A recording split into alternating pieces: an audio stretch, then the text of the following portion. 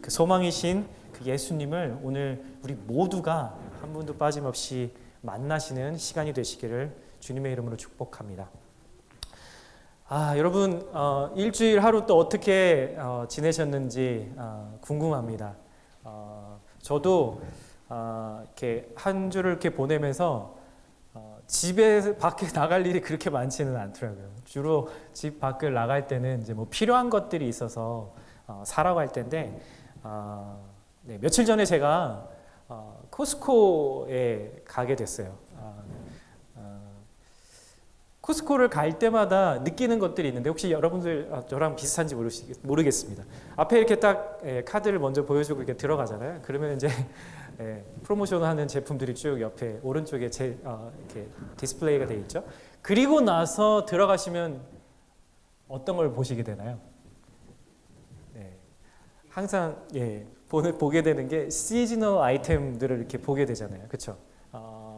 지금은 뭐가 디스플레이 되는지 혹시 아세요?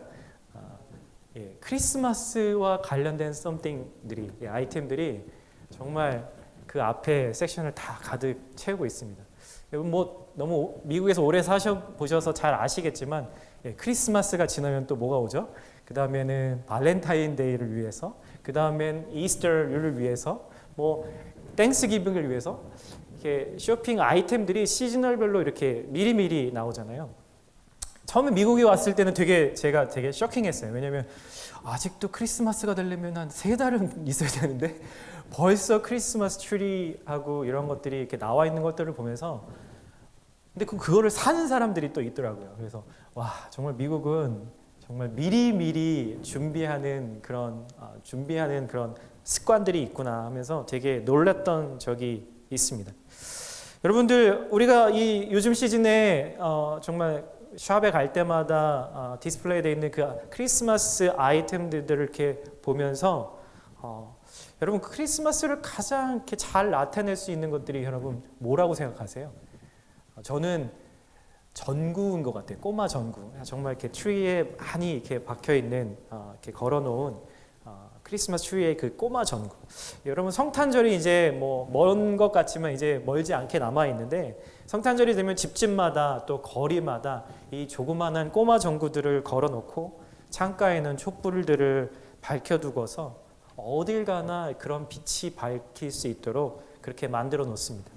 마치 온 세상이 정말 많은 별들 속에 잠겨 있는 것 같은 그런 아름다운 착각을 하게 만드는 거죠.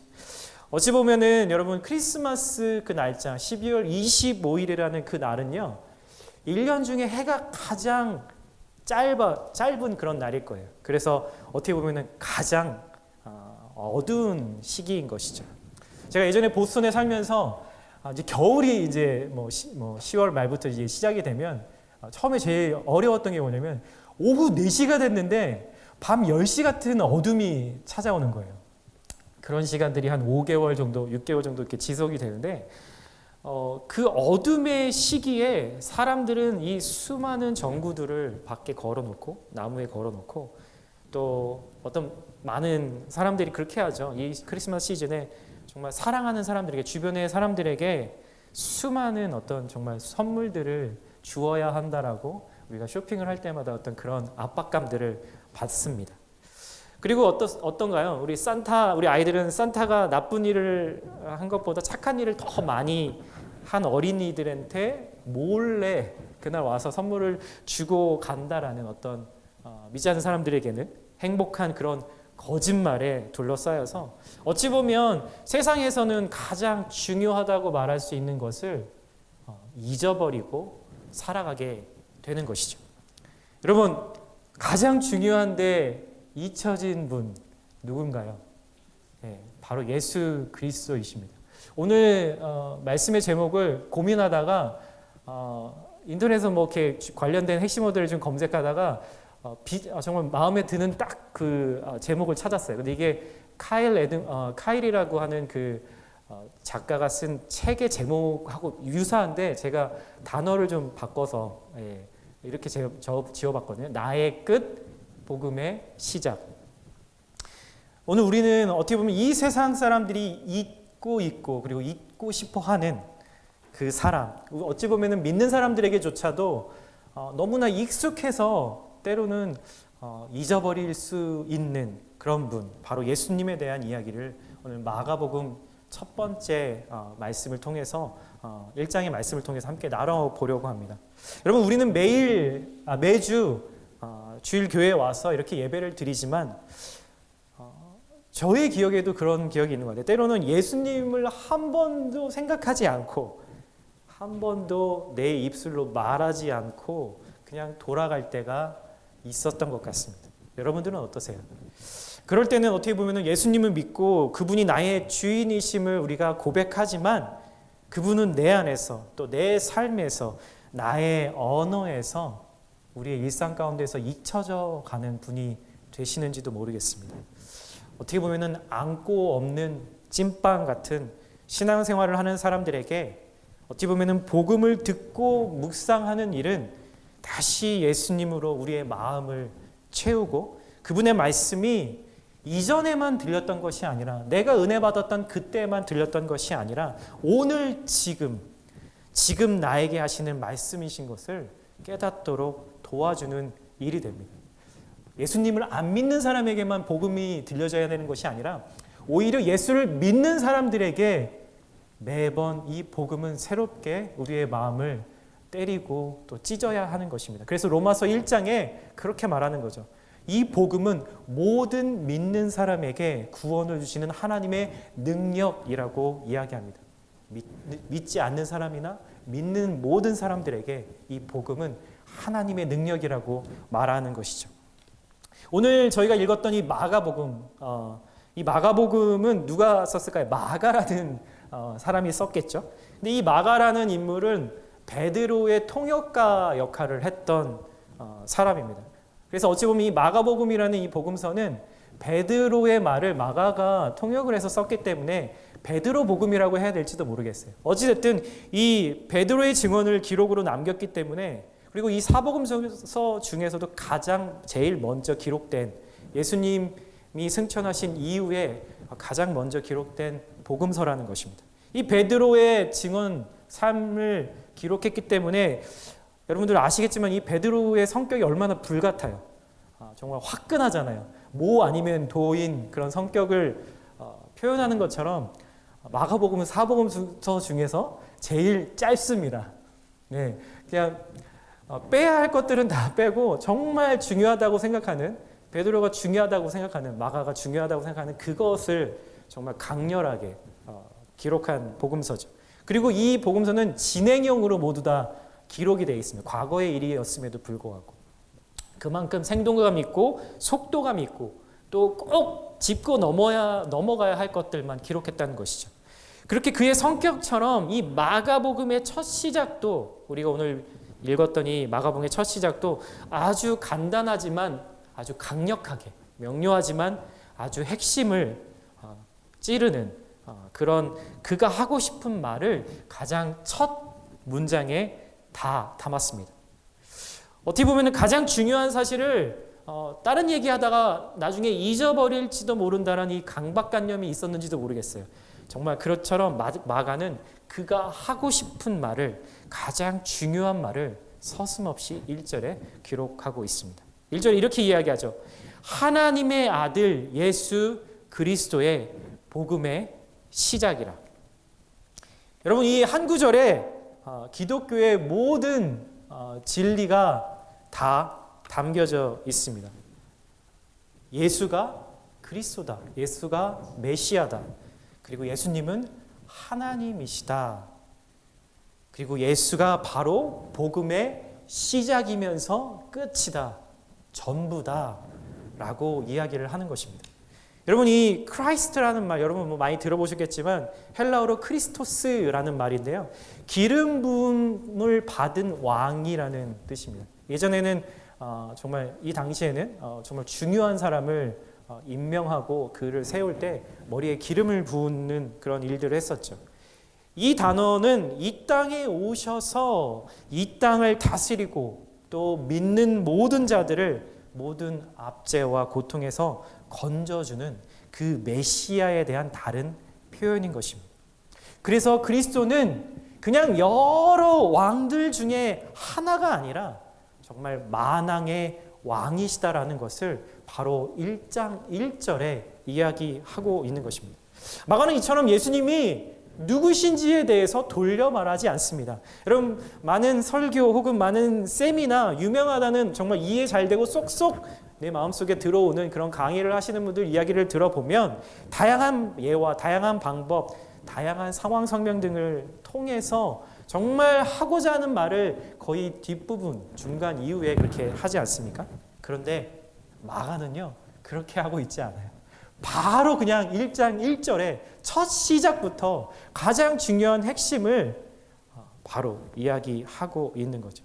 이 마가의 마음에는 예수님이 누구신지에 대한 분명한, 그래서 절대로 흔들리지 않는 진실, 그 진리, 그것이 그의 마음 안에 가득 차 있었다는 겁니다. 그것은 어떤 것보다도 귀하고 귀해서 다른 미사여구가 필요 없는 것입니다. 우리 아이들이 어렸을 때 막 이렇게 엄마 아빠에게 막 달려와서 그런 얘기 할 때 있잖아요. 정말 뜬금없이 어떤 단어를 하나 딱 던지거나 어떤 문장을 하나 딱 얘기합니다. 그러면 잠깐 한 몇 초 동안 생각하죠. 얘가 무슨 말을 하는 거지? 근데 나중에 그 상황들을 이해하다 보면 이 아이한테는 그 말이 모든 것이었던 거예요. 그 말만 하면 엄마 아빠가 내 마음을 다 알아줄 거라고 생각했던 거죠. 정말 그렇게 마가의 마음에는 이 말이 가득 차 있어서 그 말을 할 수밖에 없었던, 그래서 마가는 누군가를 설득을 하기 위해서 다른 방법들을 사용한 것이 아니라 직설적으로 예수님이 메시아이면서 하나님의 아들이고 이 복음의 전부입니다 라고 오늘 1장 1절에 이야기를 하고 있는 것입니다. 그리고 이 마가는 그리스도 앞에 이런 표현을 덧붙였죠. 하나님의 아들이라는 표현입니다. 하나님의 아들. 사실 이것은요, 그 당시 대중들이 생각하던, 이스라엘 백성들이 생각하던 그 메시아의 개념에서 한 걸음 더 나아간 과감한 표현이었습니다. 한마디로 말씀드리면 예수님의 그 신성, 예수님은 하나님이시다라는 것을 바로 숨기지 않고 그대로 드러낸 것입니다. 이어서 마가는 내친김에 폭탄 발언을 하나 더 합니다. 너희가 다 알고 있는 구약에서 유명한 그 이사야서 있지? 거기에 메시아에 대한 기록 너희들 너무나 잘 알고 있잖아. 거기에서 너희가 가장 바라고 기다리던 그 메시아에 대한 예언의 말씀이 바로 내가 보내는 사자, 내가 보내는 메신저, 그게 바로 너희가 알고 있는 그 사람이 바로 세례 요한이야, 존 더 베프티스트야 라고 그 다음 구절에 이야기를 하고 있는 겁니다. 이것은 다시 말해서 세례 요한이 증거하는 바로 그 주님, 그 예수가 바로 우리의 전능하신 하나님, 바로 예수님이시라는 것을 증명하고 있는 것입니다. 이런 대담한 고백들을 통해서 마가는 기독교가 새로운 종교가 아니라는 것을 증언합니다. 예수님은 구약 성경에서 모든 성경 등에서들마다 하나같이 증언하고 있는, 모든 믿는 자들이 갈망하고 있는 바로 그 메시아가 바로 예수님이야 라는 것을 최종적으로 아주 분명하게 선언하고 있는 것입니다. 예수님은 세상에 오셔서 온 세상을 다스리시고 새롭게 하시는 분입니다. 여러분 믿으십니까?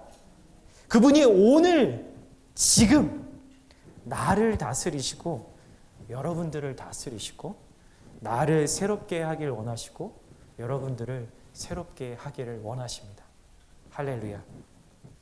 오늘 본문의 2절에서 3절의 말씀을 좀 함께 보기를 원합니다.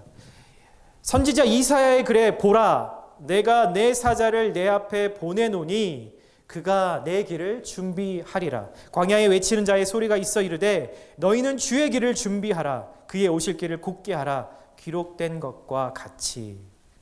여러분, 세례 요한에 대한 이야기는 아주 주일학교 때부터 정말 많은 이야기들을 들으셨을 거예요. 그래서 뭐가 새로운 것이 있을까라는 생각하실지 모르겠습니다.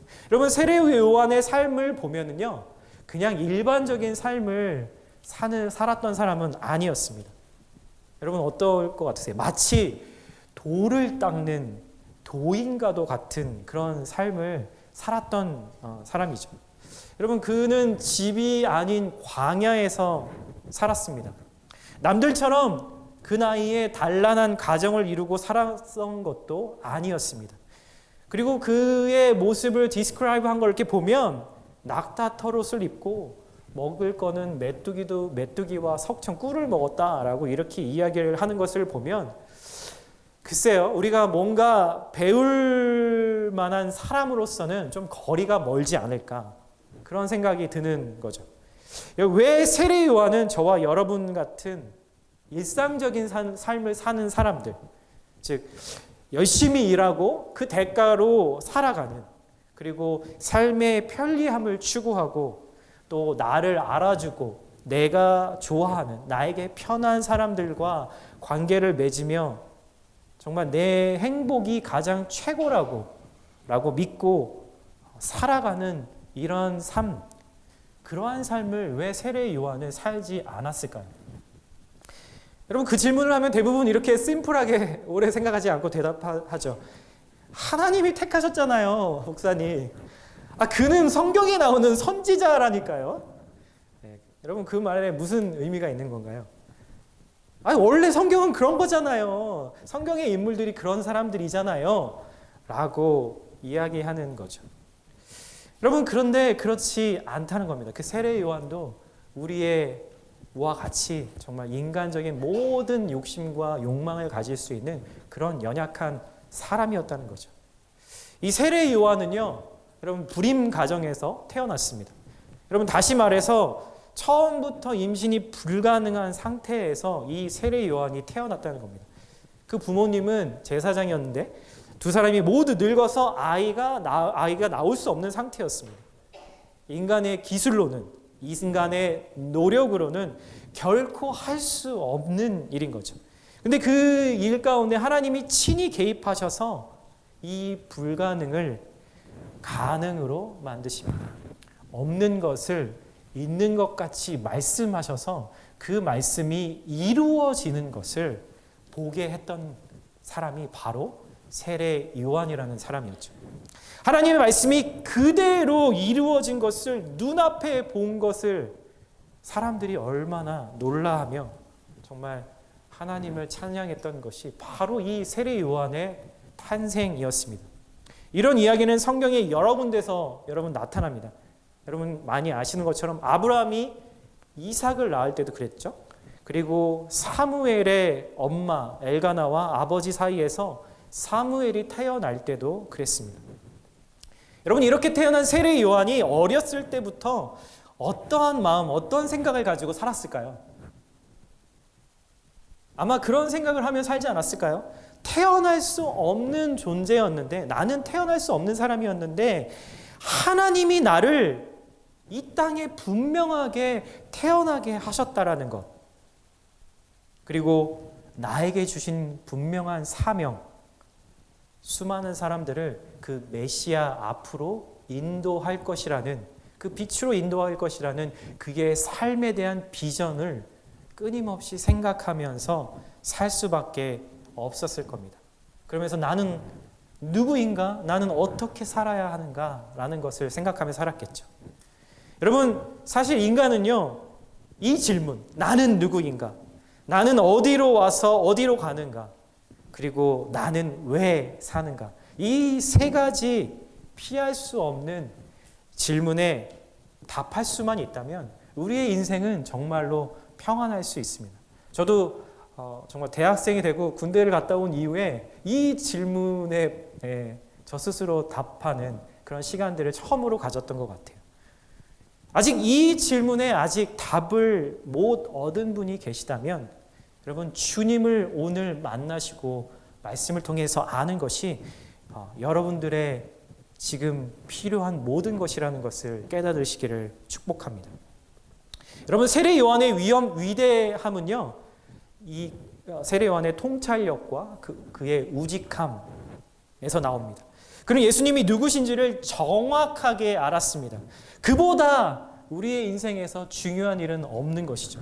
그게 인생의 목적이기 때문입니다. 그리고 그 세례 요한은 아주 우직한 삶을 살았습니다. 자신의 권위도 내세우지 않았고요. 사람들이 예수님을 믿도록 하는 것이 그의 삶의 유일한 소망이었습니다. 자신은 광야의 소리일 뿐이었습니다. 결국 세상은 빛을 전하러 온 이 세례 요한의 목을 베고 이 불편한 진실을 무대 뒤로 감춰 버리는 것이죠. 세상은 빛이신 그 예수님마저도 끝내 십자가에 매달립니다. 여러분, 크리스천의 삶은 마치 이 세례 요한의 삶과 같습니다. 우리의 삶은 소리고 메신저의 역할인 것이죠. 주인의 메시지가 중요하지 내 얘기가 중요하지 않다는 얘기입니다. 소리는 전해지면서 사라집니다. 하지만 그 소리의 메시지인 예수님은 결코 사라지지 않습니다. 그래서 세례 요한이 요한복음 3장 30절에 이렇게 말을 합니다. He must increase, but I must decrease. 너무나 심플하면서도 강렬한 말씀 아닙니까? 제가 예전에 처음으로 이 성경 말씀을 초신자 때 읽었을 때 너무나 그 말씀이 강렬해서 정말 머릿속이 이렇게 뻥 하고 제 안에 머리에서 뭐가 이렇게 터져버린 것 같은 느낌이 딱 들더라고요. 여러분 어떠세요? 사랑하는 성도 여러분, 여러분들은 소리이십니까? 그분의 메시지를 여러분의 삶으로 지금 담아내고 계십니까? 그분은 이 말씀처럼 흥하셔야 하고 나는 쇠해야 합니다. 소리로 사는 사람은요 절대 불행하지 않습니다. 주님이 높아지심으로 인해서 내 안의 기쁨이 충만해지기 때문입니다. 우리의 삶이 주님 앞에 낮아질 수만 있다면, 엎드러질 수만 있다면 그걸 통해서 반드시 주님은 높아지시고 흥하시게 될 것입니다. 여러분, 이 세례 요한은요 예수님 이전의 마지막 구약의 선지자라고 이야기합니다. 이 마지막 선지자 세례 요한은 하나님의 말씀을 전하기에 오늘 본문에서 어디로 갔다고 이야기하나요? 광야로 들어갔다고 이야기합니다. 예. 광야에 가보신 분 혹시 계세요? 저도 아직 정말 광야 같은 광야에 가보진 않았는데 텍사스의 그 서북 쪽으로 가면은 진짜 광야 같은 곳이 정말 끊임없이 펼쳐지는 곳이 있습니다. 그 광야에서 윌더니스에서 이 세례 요한이 무엇을 했냐면 소리쳤다라고 이야기합니다. 여러분, 우리가 이 현대의 교육을 받아왔던 저와 여러분들은 이 말이 도대체 이해가 되지 않습니다. 불편하죠. 여러분 그렇지 않으세요? 일반적으로 사람들에게 뭔가를 알리기 위해서는 뭐부터 잘 이렇게 정해야 할까요? 저도 마케팅을 공부한 사람이지만 정말 장소가 너무 중요한 것이죠. 적어도 사람들이 가장 많이 다니는, 사람들 많이 접촉할 수 있는 번화가, 사거리 한복판은 못 되더라도 정말 주택가 혹은 중앙분수대 혹은 공원의 입구, 이도 아니면 몰 앞에서라도 사람들이 많이 모일 수 있는 그런 곳 정도는 되어야 내가 하고 싶은 말을 더 많은 사람들에게 전달할 수 있는 겁니다. 그래서 정말 요즘에 많은 유튜버들이 이렇게 유튜브를 이렇게 보다 보면 그러잖아요. 예, 좋아요, 구독 꼭 눌러주세요. 서브스크라이버가 되어주세요라고 이야기하는 것처럼 그런 것이 우리에게 중요한 메시지를 전달하기 위해서 너무나 중요한 것이죠. 그런데 사람이 없는, 광야는 어떤 곳인가요? 사람이 없는 곳이잖아요. 이 사람이 없는, 사람들이 좀처럼 오려고 하지 않는 광야로 들어갔다는 사실인 거죠. 한 가지 더 불편한 진실은 이 세례 요한이 광야에서 소리를 질렀다는 겁니다. 소리를 외쳤다는 겁니다. 여러분, 그때도 마찬가지지만 요즘 시대에도 영상과 이 보이는 것, 보는 것이 얼마나 중요합니까? 근데 보는 것이 아니라 아날로그의 마치 라디오 음성 같은 그 무언가를 전하는 것이 어찌 보면 사람들의 생각에는 바보스러운 접근, 이건 도대체 정말 마케팅에 혹은 비즈니스에 혹은 뭔가에 기본의 기본도 모르는 사람이구나라고 생각을 할지 모르겠습니다. 그런데 하나님은요, 이 모든 사람들의 예상을 깨고 이 세상의 지혜와 지식들을 깨고 가장 미련한 방법, 그리고 가장 미련한 장소에서 하나님은 하나님의 일을 시작하셨습니다. 여러분, 이런 걸 보면 우리는 이렇게 생각할 수 있어요. 하나님, 이게 말이 됩니까? 사람도 하나도 없는데 미쳤다고 여기서 소리 지르면 사람들이 찾아옵니까? 사람들 많은 곳으로 가십시다. 요즘 사람들이 좋아하는 핫한 플레이스에 핫한 방법으로 3D, 4D 이런 최신 기술로 우리가 전해야 맞지 않겠습니까? 여러분, 그런데요, 광야에서 이 미친 사람처럼 외쳤던 이 세례 요한의 말을 듣겠다고 사람들이 그곳으로 오기 시작했다는 것입니다. 세례 요한은 주님의 음성을 듣겠다고 광야에 들어갔습니다. 그는 수많은 사람들을 모으기 위해서 그곳에 들어간 게 아니었어요. 그는 단지 주님의 음성을 듣겠다고 세상의 소리가 차단된 그 광야로 들어가서 오직 주님의 음성만을 듣겠다고 결단하고 그곳에 머물렀던 거죠. 그리고 주님의 말씀이 그에게 임했을 때 그는 그의 말씀을 아무도 없는 그 광야에서조차도 외치지 않고는 견딜 수가 없었던 것이죠. 하나님의 이 말씀의 강력함이 그곳이 어디건 그가 소리칠 수밖에 없는 그런 상황으로 만들었던 것입니다. 여러분, 당시에요, 이스라엘 백성들은 그들의 마음이 주님을 떠나 있었어요. 그래서 그들의 신앙도 타락했고 종교계도 타락했습니다. 더군다나 로마의 식민지가 되어서 정치적으로도 정말 삶이 아주 피폐했던 삶을 살았던 거죠. 여러분, 세례 요한의 부모님, 그들이 제사장이었는데 그 아버지가 이 제사장이 불임이 되었다라는 거는 어찌 보면 그 당시 이스라엘 사람들의 영적인 상태를 이야기하는지 모릅니다. 하나님의 말씀을 듣고 품어서 어찌 보면 열매를 맺을 수 없는 영적인 이 기근 상태에 있다라는 것을 성경은 이야기해주고 있었다는 겁니다. 예루살렘 성전에서는요, 매일매일 수많은 제사가 제사장들을 통해서 드려졌지만 구약의 이 말라기 이후에 400년 동안 하나님의 말씀은 이 멋지고 매일매일 하나님을 위한 예배라는 것을 드리는 이 예루살렘 성전을 통해서도 혹은 제사장들을 통해서도 주님의 말씀은 전해지지 않았습니다. 그렇게 오랜 세월 영적인 그 기근 속에서 살던 사람들에게 드디어 하나님의 말씀이 광야에서 들리기 시작한 것이죠. 우리가 말씀에 귀를 막으면요, 하나님도 더 이상 말씀하시지 않습니다.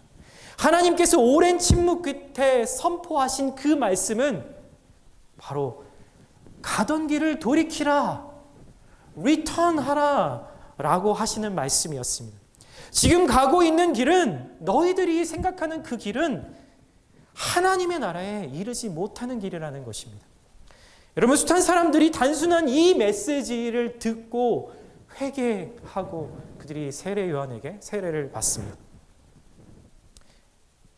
그리고 이 세례 요한에게 그 자기 죄를 자복하는 사람들에게 세례 요한은 이렇게 이야기합니다. 회개에 알맞는 열매를 맺어라. 같은 본문, 같은 이야기지만 누가복음에 이렇게 얘기하죠. 회개에는 열매가 있어야 하는 것이죠. 회개에는 전인격의 변화를 동반합니다.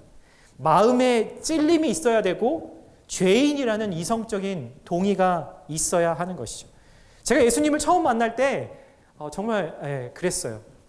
정말 그런 교만한 마음이 제 안에 있었거든요. 하나님 진짜 계실까? 진짜 계시다면 오늘 저를 안 만나주시면 당신은 그냥 가짜인 것입니다. 그냥 저는 제 인생에서 더 이상 주님을 찾지 않겠습니다라고 그런 교만한 마음을 가졌었는데 그 마음을 가지고 나아갔던 저였지만 주님은 저에게 말씀을 통해서, 호세아서라는 그 말씀을 통해서, 그 호세아서에 누가 나오는지 여러분 아세요?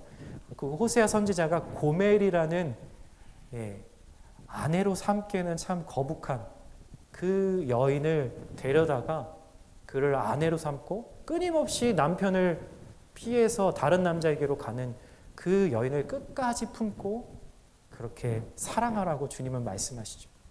그때 그 말씀을 들을 때 제 마음에 내가 바로 고멜 같은 사람이었구나. 내가 끊임없이 하나님을 부정하고 다른 것을 찾고 내 자신을 섬기고 있었구나. 그때 회개가 터지기 시작하더라고요. 정말 몇 시간 동안 울며 콧물을 흘리며 막 그렇게 울었던 건 제 인생에서 처음이었던 것 같아요.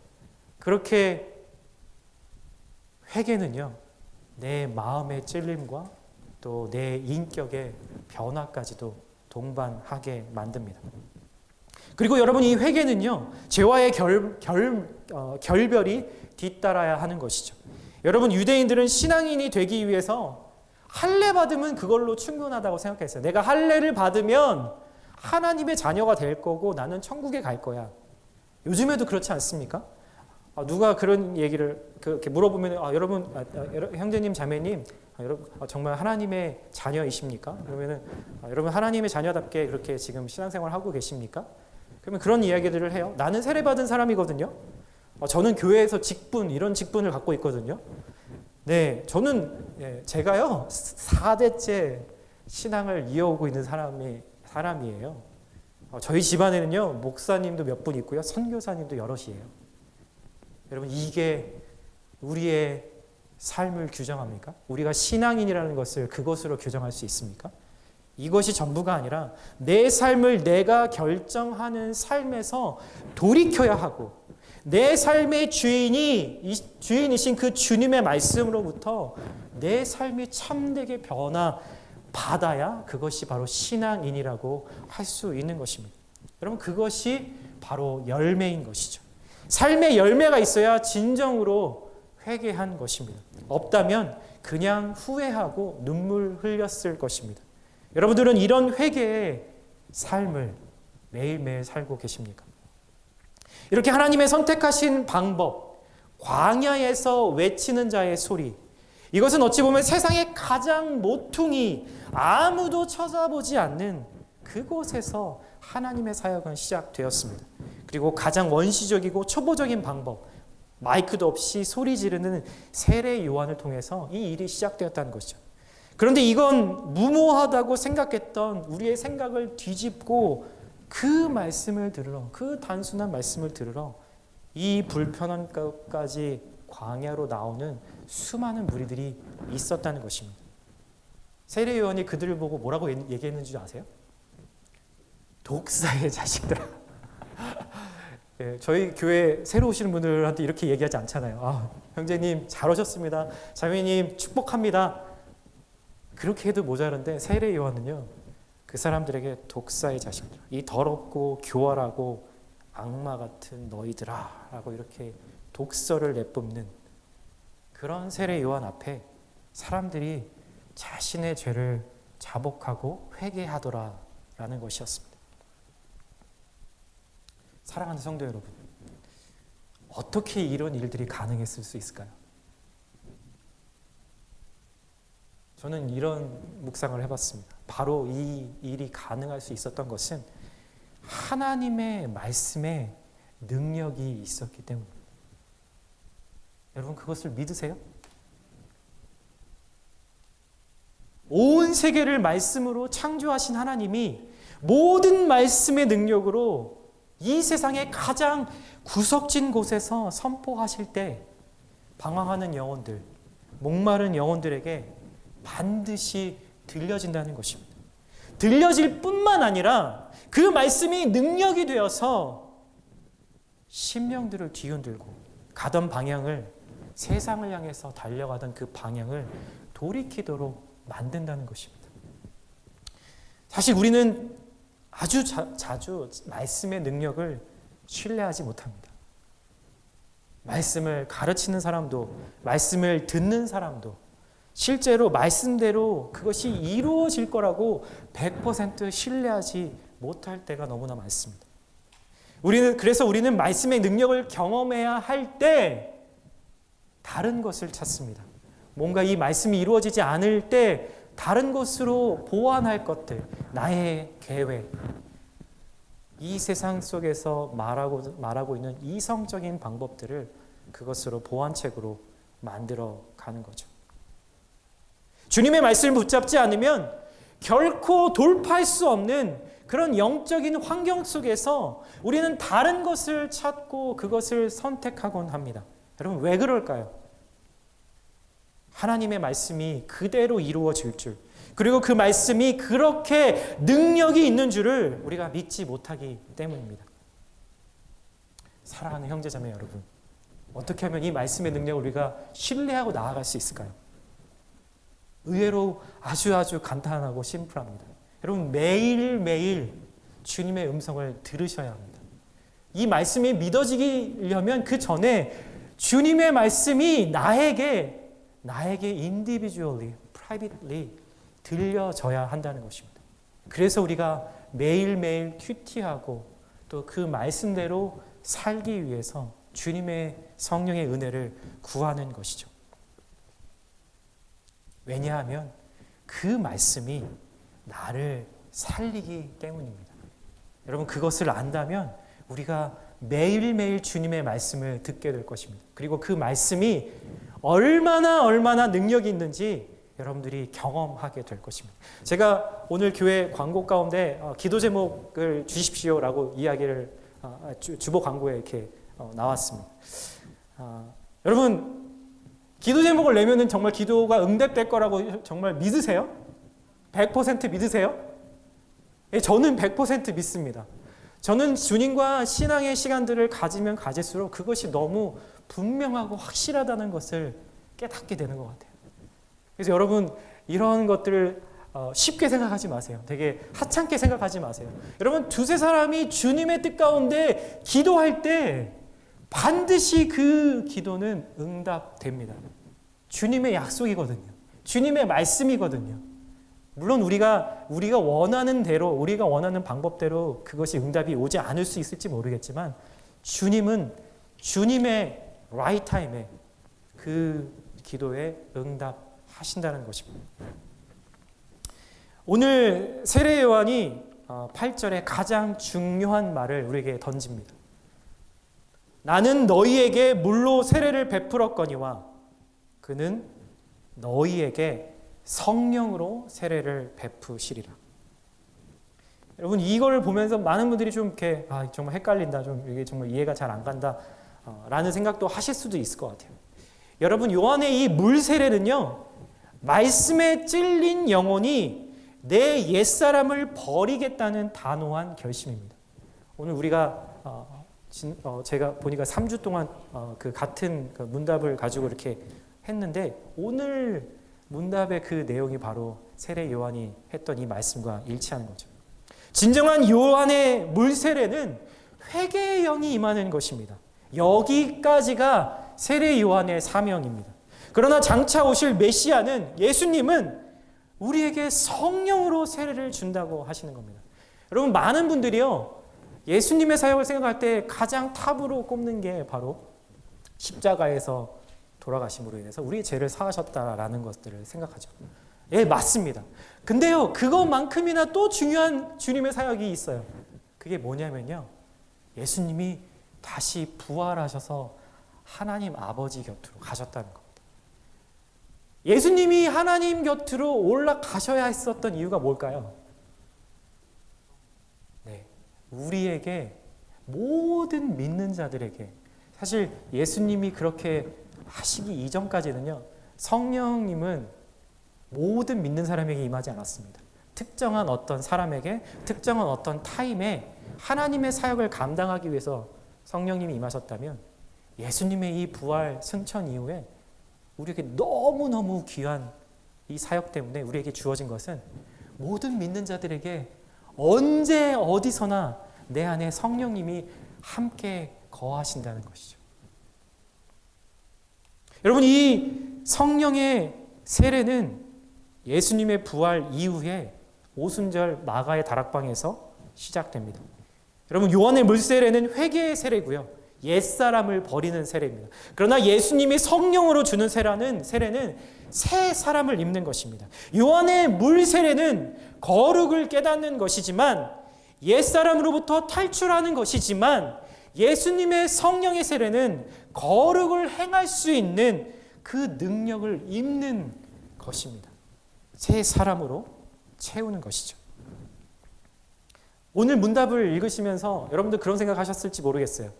제가 스크립트에 없는 내용을 조금 더 얘기하고 있어서 통역하시는 권집사님에게 죄송한데, 여러분, 성령을 받고 나면은 여러분 뭐가 달라지던가요? 그리고 어떻게 하면 그렇게 되어질 수 있을까요? 그런 고민들 안 하세요? 저는 제가 신앙생활하면서 가장 고민했던 부분이 바로 이 부분이었습니다. 믿는 자들에게 진정한 그 고백 가운데 우리가 정말 주님을 예수님을 우리의 구주로 영접하면 우리 안에 성령님이 오시는데, 왜 나의 삶은 이렇게 신앙인 같지 않게, 성령에 충만한 사람 같지 않을까? 이유는 단 하나입니다. 우리의 영혼에 의자가 하나 있네요. 보좌가 하나 있는데 그 자리는 꼭 한 명만 앉을 수 있거든요. 근데 계속해서 내 자리라고 그것을 주님께, 내 안에 계신 성령님께 양보하지 않기 때문인 거죠. 여러분, 성령을 받고 나면 달라지는 게 뭔가요? 더 이상 내가 나를 증명하기 위해서 살지 않습니다. 사람들은 모두 나를 증언하기 위해서 내가 이런 사람이야, 내가 얼마나 가치 있는 사람인데, 내가 얼마나 괜찮은 사람인지를 드러내려고 사람들에게 인정받기 위해서 모든 열심, 모든 노력을 다하는 것이죠. 때로는 그러다가 다툽니다. 시기합니다. 분노하고 빼앗고 죽입니다. 우리가 매일매일 보는 신문의 뉴스에 그런 이야기들이 나오잖아요. 그런데요, 성령이 오시면 더 이상 그런 일을 하지 않는다는 것입니다. 더는 내 자신이 중요하지 않습니다. 성령이 오셔서 우리에게 부어진 은혜는 내가 나를 증명하지 않아도, 그 인정을 위해서 죽도록 노력하지 않아도 내가 더 이상 불안하지 않는 거예요. 그래서 주님은 흥하고 나는 쇠해도 상관없는 것입니다. 그리고 깨닫게 되는 것이죠. 내가 점점 더 작아져야 예수님이 점점 커져야 된다는 것. 내가 점점 덜 중요해져야 내 인생에서 예수님이 점점 더 중요해진다는 사실을. 내 안에 주님의 음성이 끊이지 않고 그 말씀이 들어오면 우리는 매일같이 새 사람으로, 그리고 성령으로 살아가게 되는 것입니다. 사랑하는 성도 여러분, 사람들은요, 너나 할 것 없이 내가 인생의 주인공이 되고 싶고 또 되려고 합니다. 그런데요, 하나님은 이 주인공들을 통해서 일하시는 것이 아니라 조연들을 통해서 일하시는 것을 보게 된다는 거죠. 그게 바로 하나님의 방법입니다. 여러분, 세례 요한은 백성에게 불같은 회개 메시지를 던져서 수많은 사람들이 그 앞에 나왔거든요. 당대의 스타 중에 스타였습니다. 아마 저였으면요, 저를 그렇게 보려고 나오는 사람들을 모아놓고 어떻게든 뭔가 해보려고 했었겠죠. 나를 위해서, 나의 유익을 위해서 뭔가 내가 주인공이 돼서 그런 일들을 하려고 했었을지 모르겠습니다. 그런데 그는 그 자리에서 자기가 빨리 내려와야 된다는 것을 잘 알고 있었습니다. 이것이 바로 세례 요한의 위대함이었습니다. 그는 소리 이상의 삶을 살려고 하지 않았습니다. 여러분, 겸손이라는 것은 자신의 한계를 바로 아는 것이죠. 여러분, 골리앗을 쓰러뜨리기 위해서 주님은 골리앗보다 큰 사람을 쓰신 것이 아니라 2m가 넘는 골리앗을 쓰러뜨리기 위해서 3m나 되는 사람을 불러서 쓰신 것이 아니라 비웃음을 사던 작고 어린 목동을 사용하셨습니다. 여러분, 그 당시에 장남에게 모든 지위가 넘겨주던 그 고대 시대에 하나님은 첫째였던 가인이 아니라 아벨을 통해서, 이스마엘이 아니라 이삭을 통해서, 에서가 아니라 야곱을 통해서, 형들이 아니라 요셉을 통해서 주님은 일하시는 것을 보게 됩니다. 여러분, 또 미모 그리고 아이를 많이 낳는 것이 그때 여성의 기준이었던데 하나님은 젊은 하갈을 통해서가 아니라 늙은 사라를 통해서 일하셨고, 야곱의 사랑을 편애를 받았던 라헬이 아니라 예쁘지 않았던 박색의 레아를 통해서 예수님의 계보가 이어졌다는 것입니다. 그분이 택하신 리브가, 한나, 삼손의 어머니, 세례 요한의 어머니 엘리세벳, 이 모두 아이를 낳을 수 없는 주인공이 되지 못하는 삶이었습니다. 주님은 주인공에 오르려고 하는 사람들이 아니라 자신의 그 한계를 알고 자신의 연약함을 주님 앞에 인정하는 사람들을 구원하시기 위해서 이 땅에 오셨다는 겁니다. 그리고 이스라엘을, 수많은 사람들이, 이스라엘 백성들은 정치적으로 무력으로라도 로마로부터 독립시켜 주기를 바랬어. 그래서 예수님을 그 수많은 사람들이 쫓아다녔고 제자들도 동일한 생각이었었지만 예수님은 친히 왕의 자리에 가지 않으시고 십자가의 자리로 가셨다는 것이죠.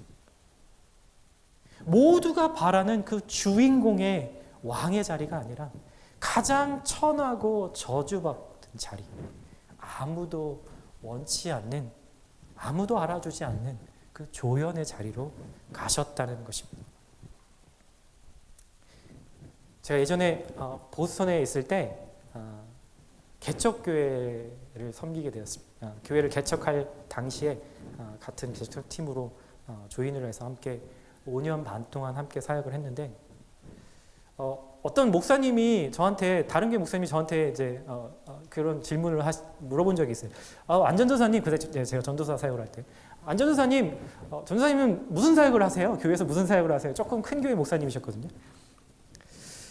근데 그 질문을 딱 들었는데 제가 뭐라고 대답해야 될지 모르겠는 거예요. 제 머릿속에 수많은 사역들이 이렇게 돌아가는데, 청소하는데요? 매 예배 때마다 장비 셋업하는데요. 스피커, 그다음에 뭐 콘솔, 뭐 라인 깔고, 그리고 저는 매 예배 때마다 학생들 혹은 차가 없는 지체들 라이드 하는데요. 되게 많은 사역들이, 제가 하고 있는 사역들이 있었는데 차마 뭐라고 얘기를 디파인하기가 어려워서 그냥 이것저것 합니다 라고 이런저런 사역 합니다 그렇게 얘기했더니 그 목사님이 그러시더라고요. 그렇죠. 전도사님일 때는 뭐 이런저런 사역 다 하는 거죠. 매 주일 때마다 4번의 라이드를 했는데 총 하루에 4시간의 라이드를 했습니다. 저희가 미국 교회를 빌려서 정말 좀 그 보스턴의 외곽에 한 30분 정도 떨어진 곳에서 예배를 드렸는데, 그 당시에 뭐 이렇게 재정도 없고 그러니까요. 그렇게 해서 이렇게 했는데, 어느 날 하루는 그날 눈이 되게 많이 왔었던 것 같아요.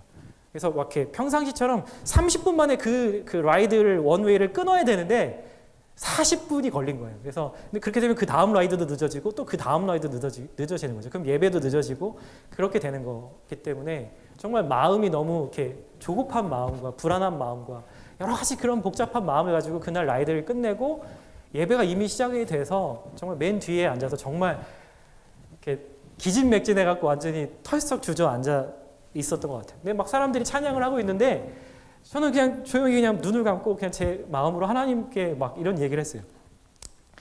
주님, 이러려고 저 사역자를 부르셨어요? 이 먼 곳까지 미국에서 저 이런 거 라이드하고 이런 거 청소하고 이렇게 하게 하시려고 저를 사역자로 부르셨나요? 저도 좀 설교도 좀 하고 싶고요. 저도 예배인도 좀 하고 싶고, 제가 전도사인데 왜 저는 조용히 앉아서 예배 준비도 못하고 저도 주인공이 되고 싶단 말이에요, 주님. 이런 투정을 제가 주님 앞에 했던 기억이 납니다. 그런데 주님이 제 마음에 하시는 말씀이 있었어요. 꼭 이렇게 말씀하시는 것 같았어요. 창우야, 내가 지금 너를 통해서 예배를 받고 있단다.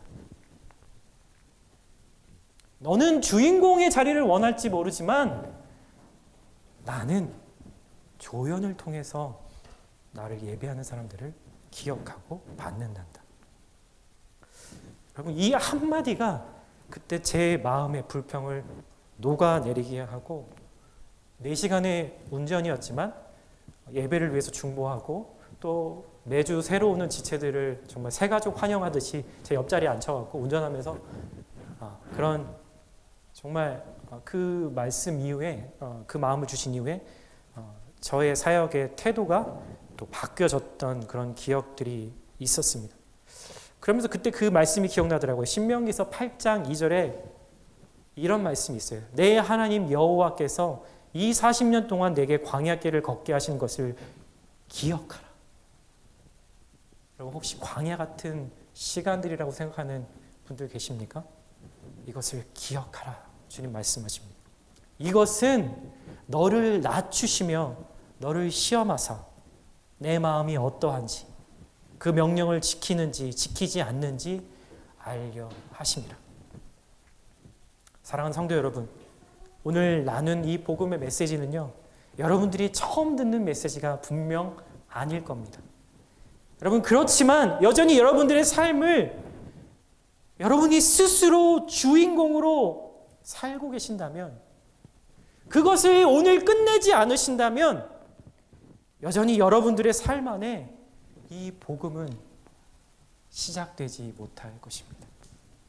여러분들의 삶의 진정으로 복음이 시작되어서 그 복음이 열매를 맺기 위해서는 이제 하나뿐인 왕의 자리를 기꺼이 주님께 내어드려야 합니다. 여러분, 그것을 원하십니까? 진정으로 원하십니까? 그렇다면 우리가 그 마음으로 함께 이 시간 기도하기를 원합니다. 잠깐 눈을 감고요. 짧은 기도인데 한 구절 한 구절 저를 따라해서 같이 기도해 주시면 너무 좋을 것 같아요. 하나님, 예수님이 하나님의 아들이신 것을 제가 믿습니다.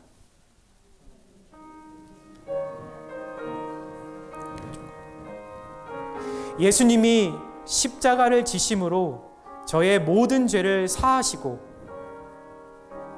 예수님이 십자가를 지심으로 저의 모든 죄를 사하시고 부활하심으로 영원한 생명을 얻었음을 믿습니다. 저의 한계와 연약함을 주님 앞에 인정합니다. 이제 이 복음이 내 삶 안에서 진정으로 시작되게 하여 주옵소서.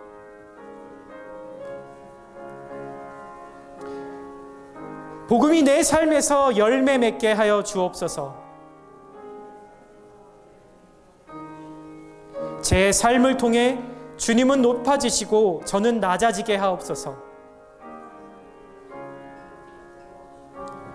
예수님의 이름으로 기도합니다. 아멘. 아멘. 우리 함께 찬양으로 주님 앞에 나아갔으면 좋겠습니다. 주 예수 내가 알기 전 우리 함께 찬양할까요?